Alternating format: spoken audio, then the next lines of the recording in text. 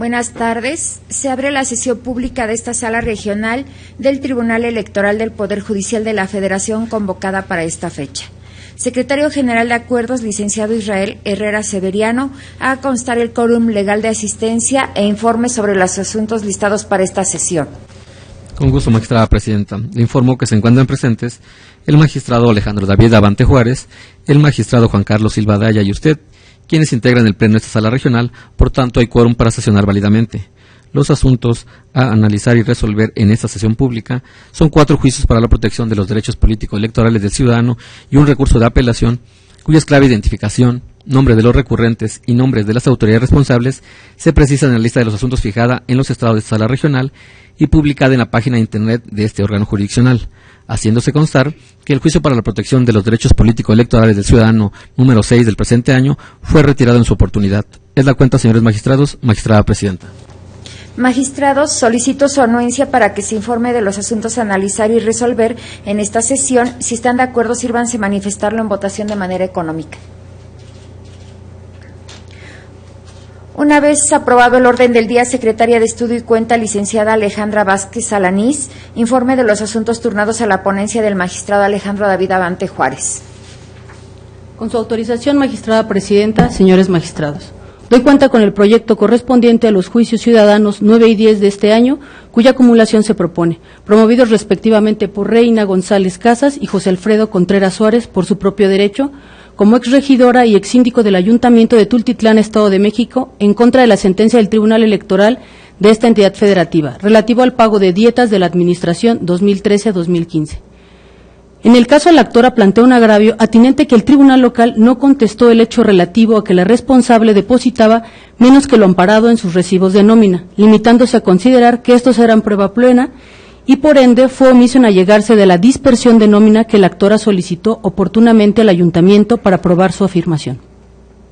En el proyecto se considera inoperante este agravio porque si bien la responsable debió aplicar medidas de apremio para requerir la prueba solicitada en el momento procesal correcto, lo cierto es que ningún efecto práctico conduce, ya que los recibos de nómina permiten probar qué cantidad se tuvo por recibida y el hecho de que no correspondieran a los depósitos permite presumir que la diferencia fue entregada por otro medio, de ahí que la falta de requerimiento efectivo no afectó a la actora. En el caso del actor plantea un agravio en el que aduce la indebida valoración sobre las pruebas relativo al descuento aplicado a sus dietas. Al respecto, su alegato se estima inoperante, porque controvierte una determinación que le fue favorable en el juicio local. En efecto, la responsable condenó al ayuntamiento al pago de las dietas que el actor demandó, sin que en esta instancia sostenga que los cálculos fueron incorrectos. Además, ambos actores sostienen que respecto a la prestación identificada como gratificación bimestral, la responsable no valoró de manera correcta las pruebas, pues de haberlo hecho, tendría por probado que el ayuntamiento depositaba esa prestación. Al respecto, en la consulta se estima infundado dicho alegato porque el hecho de que recibieran depósitos de un determinado concepto es insuficiente para considerar que tenían derecho a este. En efecto, ha sido criterio de esta sala que con base en la legislación aplicable es necesario que todas las prestaciones deban ser aprobadas por el Cabildo y deberán publicarse en la Gaceta Oficial del Estado. Además, las pruebas son insuficientes para acreditar que se acordó tal prestación, pues no corresponden los montos ni la periodicidad alegada. En consecuencia, se propone confirmar la resolución impugnada. Es la cuenta. Gracias, secretaria licenciada Alejandra Vázquez Alanís. Magistrados, está a nuestra consideración el proyecto de la cuenta. Tiene usted el uso de la voz, magistrado Abante.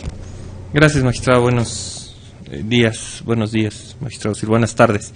Buenas tardes a todos los que nos acompañan. Bueno, en este asunto les estoy sometiendo a su consideración derivados de todas estas impugnaciones que hemos tenido relacionadas con el pago de dietas en los ayuntamientos, pues seguimos en esta construcción de una doctrina jurisprudencial que tienda a salvaguardar o a garantizar resoluciones apegadas a derecho, y en este caso pues estamos en presencia de una cuestión de estándar probatorio deficiente, medios de prueba que no alcanzan a demostrar, pero además se vuelve a presentar este fenómeno de pretender traer circunstancias de hecho al mundo del derecho y hacer valer la oponibilidad de un derecho a partir de circunstancias que no están respaldadas jurídicamente, lo cual en el caso concreto pues el que se los propone es pues no dar esta circunstancia, pero además se les se propone un criterio relacionado con el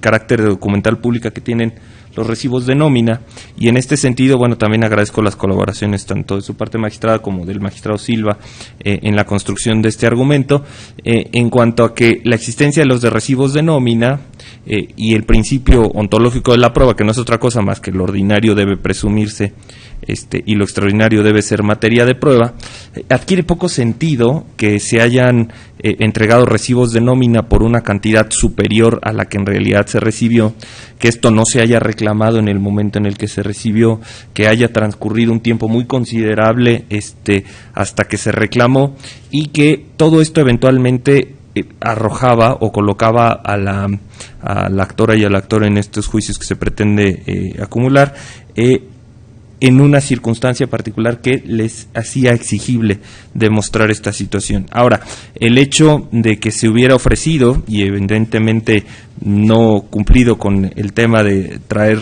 la dispersión de nómina del ayuntamiento, se estima que no sería del todo útil, porque lo único que acreditaría sería cuánto efectivamente se depositó en la cuenta, lo cual la propia actora aporta los estados de cuenta para demostrar esta situación, pero ciertamente no genera convicción respecto de que no se hubiera cubierto este otro importe de alguna otra forma. El principio ontológico de la prueba, al menos a mí me aproxima a proponerles la circunstancia de que no es del todo razonable que una persona que firme un recibo de nómina por una determinada cantidad permanezca sin ninguna objeción a que se le haya pagado una cantidad considerablemente menor.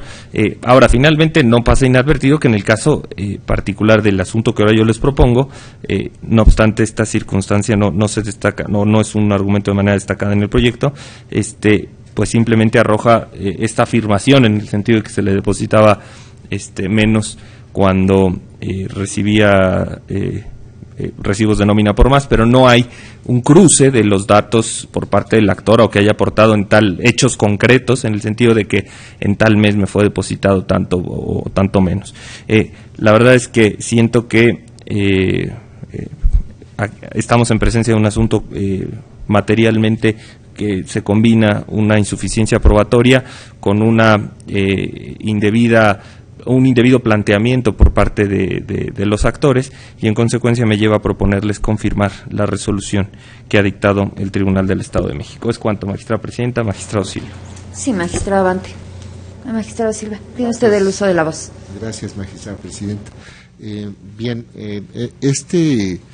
lo que se está resolviendo en este momento, que está en la fase de discusión, tiene que ver con algo que ya se ha venido planteando desde sesiones anteriores, tanto desde el momento en que se reconoció legitimación al presidente municipal y a un tesorero para poder plantear de nuevo cuestiones que estaban relacionadas con el ejercicio del presupuesto en un ayuntamiento municipal, y también asuntos que entiendo de alguna forma han servido de pauta para el Tribunal Electoral del Estado, que pudiera resolver la forma en que lo hizo.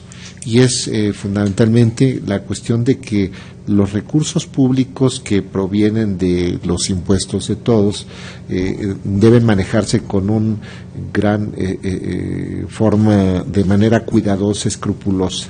Entonces, en esta ocasión, la litis tiene que ver si efectivamente la determinación que se adoptó por el Tribunal Electoral del Estado de México relativa al pago de dietas que no se hizo desde la perspectiva de los actores en forma regular, y también lo de las llamadas gratificaciones que tiene que ver con una remuneración extraordinaria adicional a las dietas, está vinculado con el ejercicio del presupuesto. Entonces, no por el hecho de que esté, como pudiera plantearse en otra tesitura, una cuestión relativa a el pago de salarios o sueldos, en fin, y que esto, o son otras reglas las que operan. En este caso, lo que se está dilucidando es cómo se tienen que aplicar estos recursos y cómo se vienen ejerciendo. Entonces, esta cuestión que viene manifestando el magistrado ponente, que es lo relativo al estándar probatorio, quiere decir que es desde una perspectiva diversa. Por esta cuestión, se trata de finalmente dietas que se vienen reclamando y también, insisto, gratificaciones que no provienen más que del recurso público. Y en ese sentido es que operan estas reglas de la lógica, la experiencia, la sana crítica. ¿Cómo vienes a decir que firmas un recibo por tal cantidad y vienes a manifestar que finalmente que realmente recibiste algo distinto? La lógica nos lleva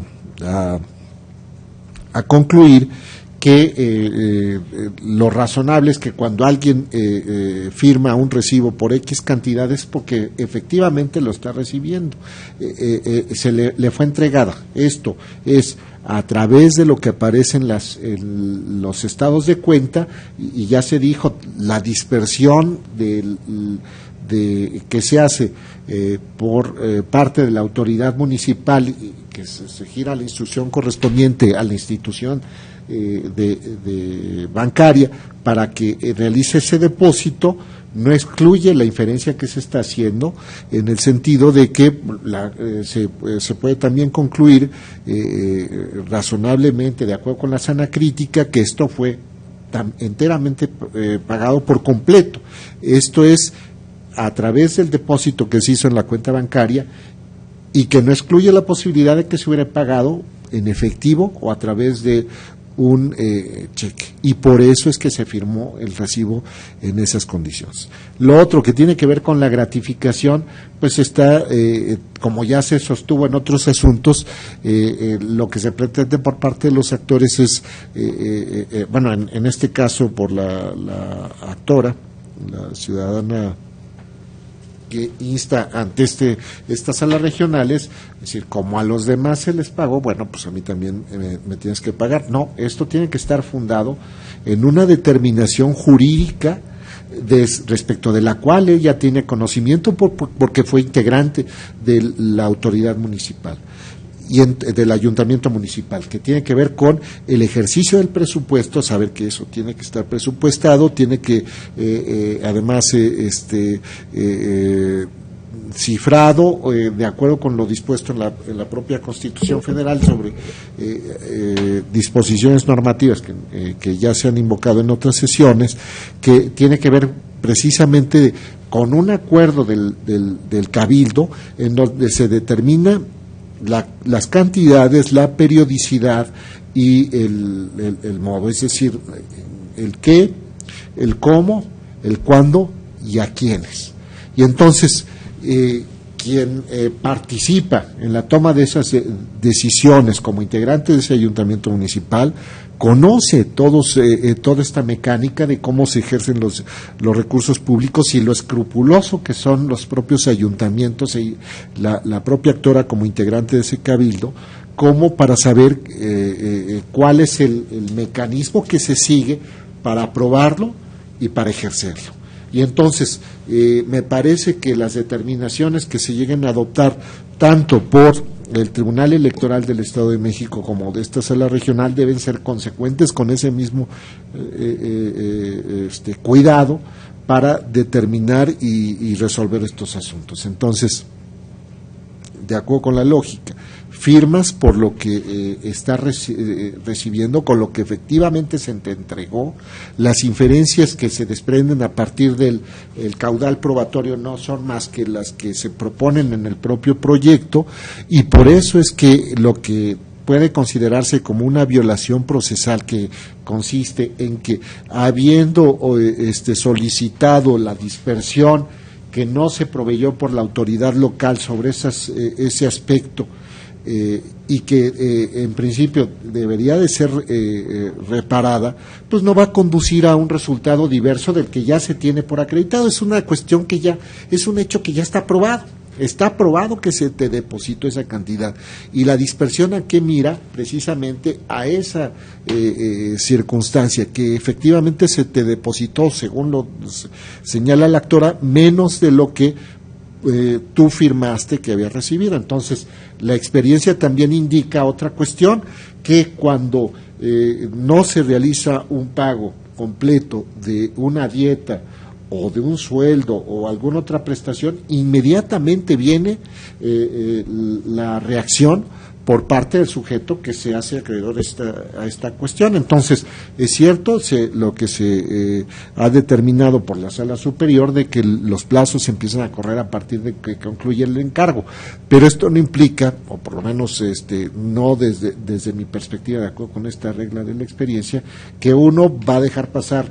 Se vienen reclamando prestaciones desde 2000, esta cuestión de las dietas desde 2013 y las supuestas gratificaciones pasó 2013, 2014, 2015 y gran parte de 2016, y se viene a instar para decir: me estoy dando cuenta que no me pagaron y no estoy conforme con esta situación. Pues esto es lo que se conoce también como la zona crítica. La zona crítica, a mí, del caudal probatorio, me llega a concluir que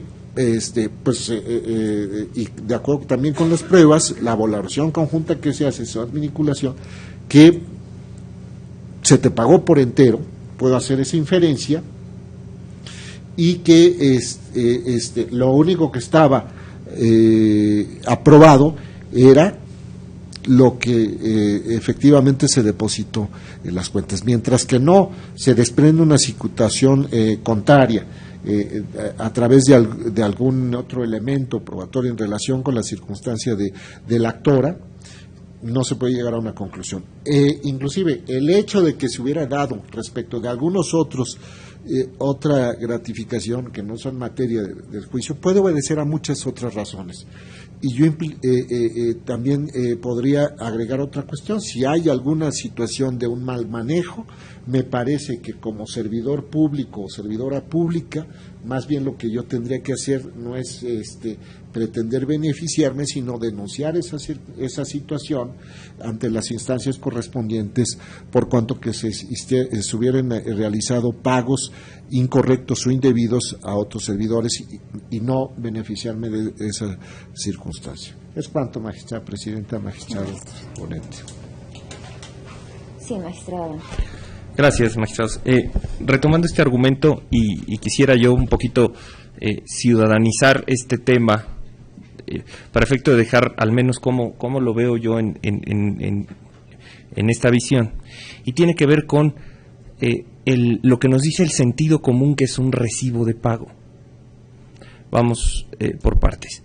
Si yo tengo una deuda con determinada persona por la compra-venta de un auto, pensemos, y resulta ser que yo otorgo determinada cantidad de dinero y como deudor, no, traigo determinada cantidad de dinero y el acreedor me expide un recibo de pago, el elemento o el documento por antonomasia, por característica esencial que demuestra haber realizado un pago, es el recibo.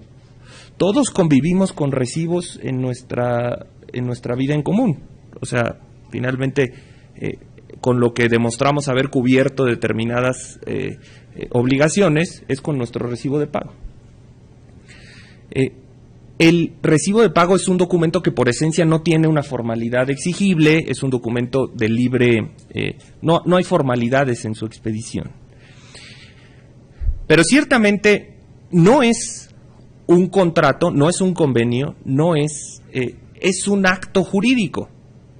El recibo de pago es un acto jurídico, es un acto que trae consecuencias al mundo real. Si yo firmo un documento que dice que recibí determinada cantidad, en ese momento yo estoy preconstituyendo, y no quiero usar la palabra preconstituyendo, estoy dando certeza de que yo recibí cierta cantidad. Entonces yo estoy colaborando en la integración o en la formación de determinado documento. Yo recibí. Y la naturaleza esencial del recibo de pago es ser un documento liberatorio. ¿Y a qué me refiero con un documento liberatorio? Con un recibo yo libero de la obligación al deudor. El recibo, finalmente, quien lo autoriza, quien lo expide, no necesariamente quien lo redacta, pero quien lo autoriza, es el acreedor. El acreedor le entrega un recibo. ¿Qué es lo que pasa con las circunstancias en el tema? Y que yo quisiera dejar muy en claro que los titulares de los órganos, y ha sido criterio en el que me he sostenido y lo sigo sosteniendo, los titulares de un órgano en la administración pública no tenemos la calidad de trabajadores, sino tenemos la calidad de servidores públicos, y nuestra relación de trabajo no es una relación de trabajo la que nos une, sino la titularidad o la representación de una determinada institución. Lo cierto es que el tema de que yo expida un recibo de que obtuve determinada remuneración genera la posibilidad de tener por cierto que esa remuneración se percibió. Cualquier reclamo que se tenga que hacer respecto de esa circunstancia, bueno, pues tendrá que ser materia de prueba. Y aquí es donde está esencialmente, o donde quiero mostrar en esencia cuál es el sustento de esta circunstancia. Si hubiera una controversia, y volviendo al ejemplo del pago del vehículo, si hubiera una controversia respecto de si se pagó o no el vehículo en un juicio, lo primero que exhibiría el dueño del vehículo sería el recibo de pago, y diría: opongo la excepción de pago porque yo le pagué al señor el vehículo, y aquí está un recibo firmado autógrafamente de la cantidad. ¿Qué pasaría si el acreedor del vehículo dijera: oye, no, mira, yo aquí te exhibo mi estado de cuenta en donde está relacionado un cheque que el señor me pagó, pero la cantidad no corresponde? Entonces, yo con esto demuestro que no me pagó el auto. No, lo que estás demostrando es que te pagó parte del auto en un depósito bancario. El recibo preconstituye que de alguna forma te pagó el resto del auto. Entonces, el momento en el que tú realizas el acto jurídico de expedir este documento que libera de la obligación al acreedor, es el momento en el que se genera la condición del pago. Incluso yo me puedo dar por pagado de una obligación sin recibir un solo centavo si yo expido el recibo correspondiente. Entonces, esto en adición a lo que decía el magistrado Silva, de las circunstancias de la ordinariedad de que alguien recibe determinada cantidad y pues nunca verifique que efectivamente corresponde lo que se le deposita con lo que está firmando en un recibo de nómina, pues resulta ser, y más en un país como el nuestro, notoriamente excepcional, por no decir que tendría que ser materia de un estándar de prueba ciertamente alto. Pero retomando esta circunstancia, ¿de qué es lo que ocurre? Pues por normalmente las instituciones, las dependencias generan estos recibos de pago que se ponen a consideración de los colaboradores, sean trabajadores o sean titulares, quienes firmamos nuestro recibo de nómina respecto de lo que recibimos como remuneración o como salario. Y ese documento del recibo de pago libera a la institución de la obligación de cubrirnos esa remuneración o salario. Todas las afirmaciones o alegaciones que yo pueda realizar después, pues tendrán que atender a la naturaleza jurídica de la relación que me une a mí. En el caso de los trabajadores, por ser un tema de derecho social, hay varias normas protectoras del salario y circunstancias y criterios incluso de la Suprema Corte que protegen la integración y el pago del salario y la subsistencia del trabajador. Y en el caso de los trabajadores se justificaría más un estándar de prueba menos reforzado. Pero en el caso de los titulares, que por naturaleza pues, representamos a la institución y finalmente tenemos el interés de protegerla y salvaguardarla, pues este estándar de prueba necesariamente se tiene que incrementar, ¿no?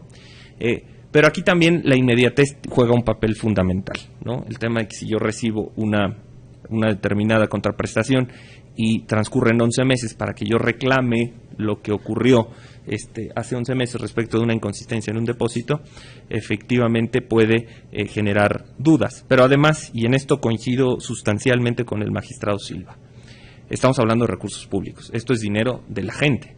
Entonces, el dinero que se haya pagado del erario público requiere un estándar todavía más fuerte para efecto de no caer en la posibilidad de autorizar erogaciones dobles o autorizar el pago de cuestiones que no se encuentren justificadas. Entonces, por eso es que yo afirmaría que lo que manifiesta el magistrado Silva en su intervención, de alguna forma rescata en esencia lo que se mantiene en el proyecto, y que ojalá y cuente con su voto para apoyar este proyecto, y en consecuencia sigamos caminando en esta doctrina jurisprudencial que nos lleve a proteger sin duda tanto el ejercicio de la función pública como la erogación del presupuesto en las condiciones en las que está autorizado y publicado, y además, pues sin duda alguna se encuentre un mecanismo de protección de los derechos, pero siempre y cuando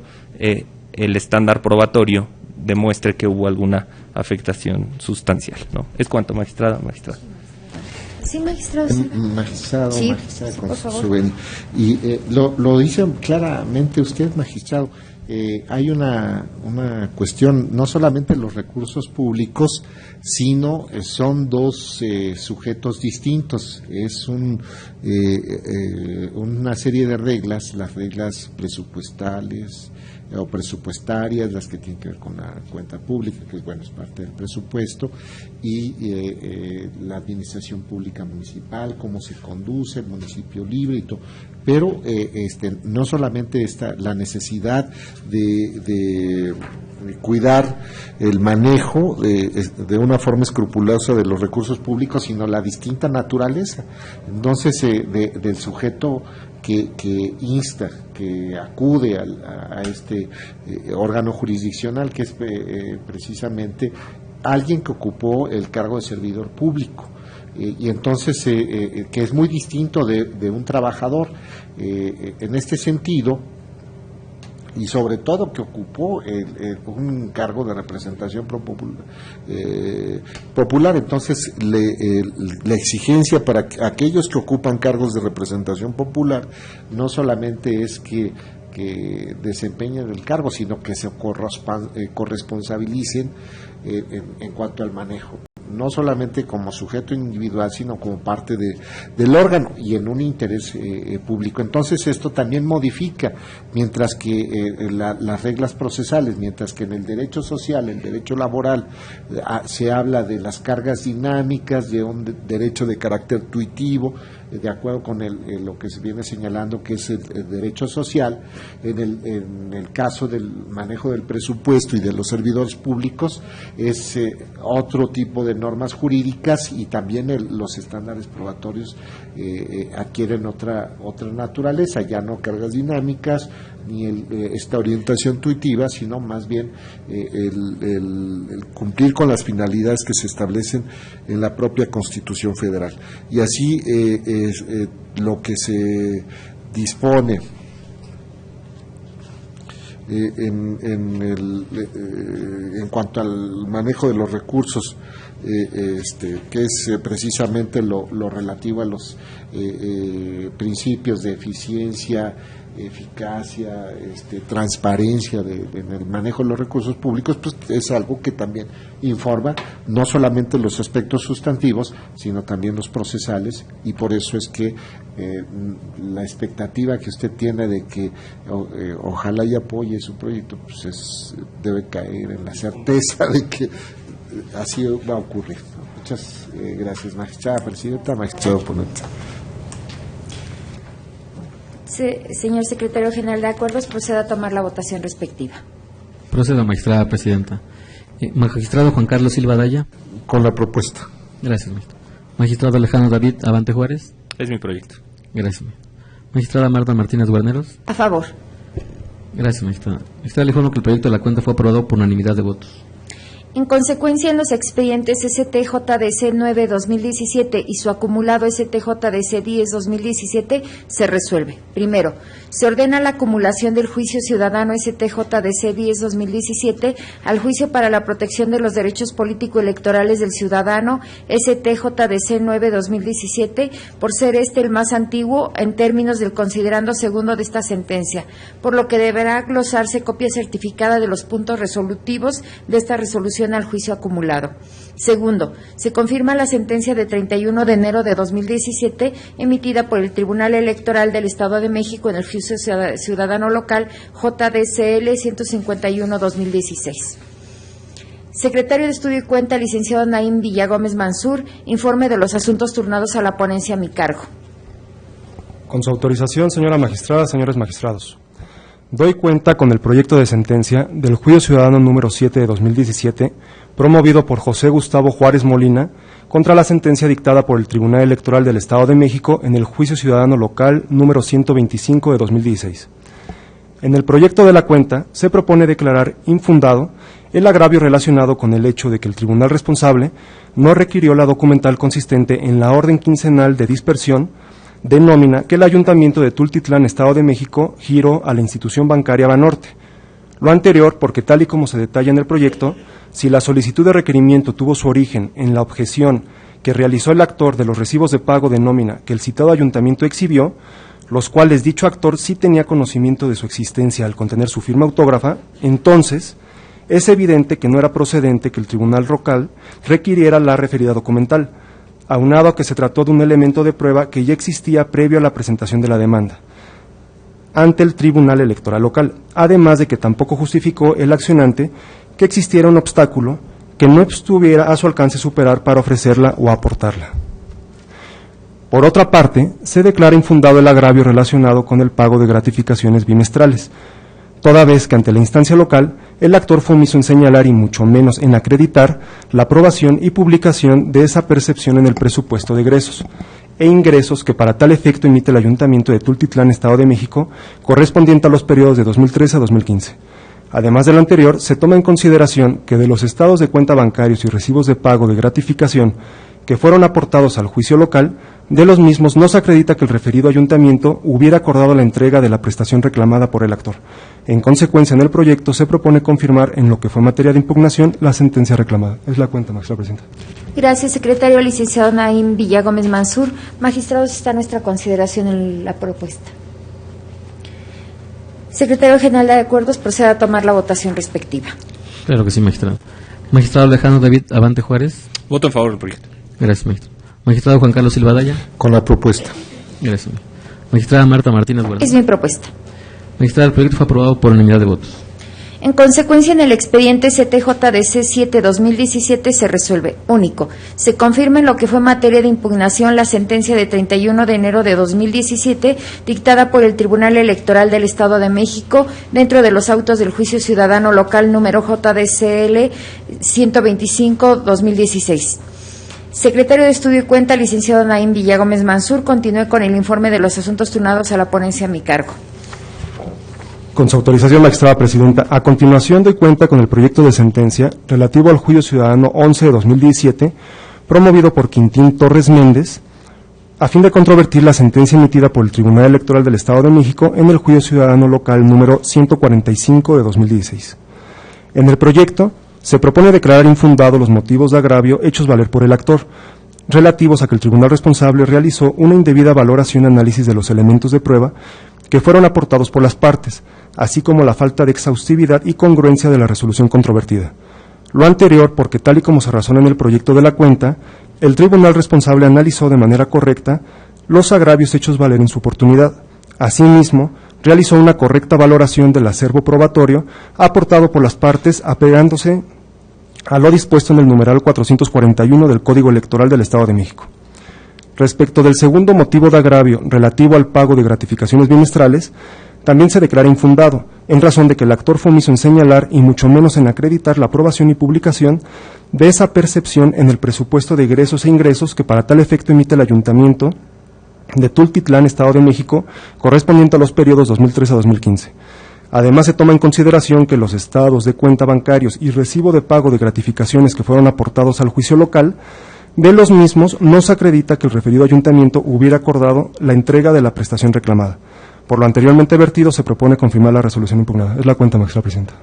Gracias, secretario. Licenciado Naim Villagómez Mansur. Magistrado, está a nuestra consideración el proyecto de la cuenta. Tiene usted el uso de la voz, magistrado. Gracias, magistrado. Únicamente para hacer referencia a que el Juicio Ciudadano 7 y el Juicio Ciudadano 11 se encuentran en términos generales en la misma circunstancia argumentativa que los que se aprobaron de mi ponencia, con la salvedad de que en el caso de los asuntos que yo propuse y que amablemente ustedes han aprobado en el Pleno, contaban con la característica esencial de que sí se había solicitado la dispersión de nómina, ¿no? Y aquí se hablaba de que se había incumplido con el tema, o en estos asuntos se hablaba de que se había incumplido con el deber de requerirlos, pero en esencia la materia es la misma y por eso, bueno, en ambos asuntos yo me remitiría a las consideraciones que ya he formulado en los asuntos pretéritos. Es cuanto, magistrado. Adelante. Magistrado Silva. Señor Secretario General de Acuerdos, proceda a tomar la votación. Magistrado Alejandro David Abante Juárez. Voto en favor del proyecto. Gracias, magistrado. Magistrado Juan Carlos Silva Daya. También en favor de la propuesta. Gracias, magistrado. Magistrada Marta Martínez Guarneros. Es mi propuesta. Magistrada, el proyecto fue aprobado por unanimidad de votos. En consecuencia, en el expediente CTJDC 11-2017 se resuelve. Se confirma en lo que fue materia de impugnación la sentencia de 31 de enero de 2017 dictada por el Tribunal Electoral del Estado de México dentro de los autos del Juicio Ciudadano Local número JDCL 145-2016. Secretario de Estudio y Cuenta, licenciado Naim Villagómez Mansur, concluya con el informe de los asuntos turnados a la ponencia en mi cargo. Con su autorización, magistrada presidenta. Finalmente, doy cuenta con el proyecto de sentencia relativo al recurso de apelación 2 de 2017, promovido por el Partido Acción Nacional, en contra de la resolución emitida por el Consejo Local del Instituto Nacional Electoral en el Estado de México, mediante la cual confirmó el acuerdo emitido por el 37 Consejo Distrital Electoral del citado instituto, en el que se designó a los ciudadanos que se desempeñarán como capacitadores asistentes electorales y se aprobó la lista de reserva para el proceso electoral local ordinario del Estado de México. En el proyecto se propone declarar infundado e inoperante el agravio en el que el partido recurrente alega que fue indebidamente la responsable, confirmó el acuerdo impugnado, toda vez que realizó una inadecuada valoración de las pruebas documentales allegadas en el recurso de revisión, consistentes en las capturas de pantallas de la página del Partido Revolucionario Institucional, así como el informe enviado por el director ejecutivo de Prerrogativas y Partidos Políticos del Instituto Nacional Electoral, pues a su juicio de las citadas probanzas se advierte la afiliación de las ciudadanas y ciudadanos que refieren su escrito de demanda al citado instituto político. Lo infundado del agravio radica que, contrariamente a lo alegado por el actor, del análisis de la resolución impugnada, se advierte que la responsable valoró de forma correcta las documentales que éste refiere, y si bien no adminiculó dichas probanzas, lo cierto es que no resultaba necesario que así lo realizara, aunado a que tampoco en auto sobraba algún elemento material, como pudiera ser una cédula o formato de afiliación partidista que otorgara un mínimo de certeza relacionada con la supuesta afiliación al Partido Revolucionario Institucional. Además, se considera inoperante el agravio del partido en virtud de que no combate las consideraciones torales de la resolución reclamada. En ese sentido, en el proyecto de la cuenta se propone confirmar la resolución impugnada. Es la cuenta, magistrada presidenta. Gracias, secretario. Licenciado Naim Villagómez Mansur. Magistrados, está a nuestra consideración el proyecto de la cuenta. Magistrado Silva. Señor secretario general de Acuerdos, proceda a tomar la votación respectiva. Con gusto, magistrado. Magistrado Alejandro David Abante Juárez. Voto en favor del proyecto. Gracias, magistrado. Magistrado Juan Carlos Silva Daya. También con la propuesta. Gracias. Magistrada Marta Martínez Guarneros. Es mi propuesta.